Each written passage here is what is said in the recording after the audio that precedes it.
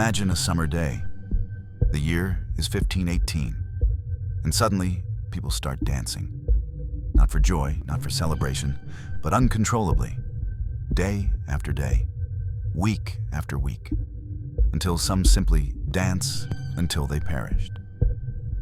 This is the chilling, bizarre, and utterly inexplicable true story of the dancing plague of 1518.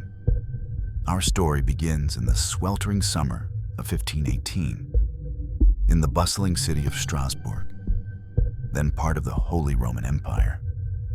Life was hard. Poverty, disease, and famine were constant companions.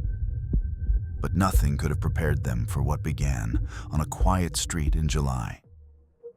A woman, known only as Frau Trophäa, stepped out of her home and began to dance. Alone at first, her movements were relentless, tireless.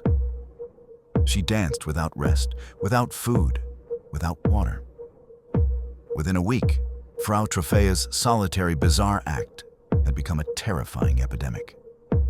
Over 400 individuals joined her, compelled by an unseen force to dance day and night, without pause. The streets of Strasbourg became a macabre stage for this ceaseless, horrifying spectacle. But this was no joyous festival. This was a dance of ultimate exhaustion. Many collapsed from sheer fatigue, heart attacks, or strokes. The relentless, involuntary movement brought about an end to lives, turning a strange phenomenon into a lethal affliction. What could possibly cause such a widespread, perilous frenzy? For centuries, historians and scientists have grappled with this question. One of the most prominent theories points to ergot poisoning. Ergot is a fungus that grows on rye, a staple grain in 16th century Europe. Ingesting ergot-contaminated bread can lead to a condition known as St. Anthony's fire, causing convulsions, hallucinations, and intense muscle spasms. The symptoms align eerily with the uncontrollable movements observed during the plague. It's a compelling idea, suggesting a biological culprit behind the madness.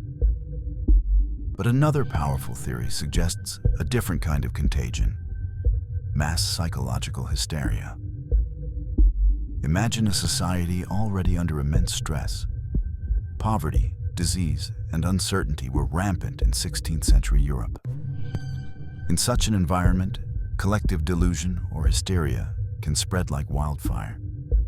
The mind, under extreme pressure, can manifest physical symptoms, even uncontrollable actions. We've seen parallels in history, like the Tanganyika Laughter Epidemic of 1962, where uncontrollable laughter swept through a school, forcing its closure. This theory posits that the dancing plague was a tragic, physical manifestation of widespread psychological distress. Of course, in an era steeped in religious belief, many attributed the dancing plague to supernatural forces or even demonic possession. Yet, despite centuries of investigation and these compelling theories, the definitive cause of the dancing plague of 1518 remains an unsolved puzzle. It stands as a chilling reminder of the intricate and often unpredictable dynamics of the human mind and our profound susceptibility to collective influence under extreme pressure. The recurrence of such mass hysteria across different cultures and periods suggests a deeper, universal human vulnerability.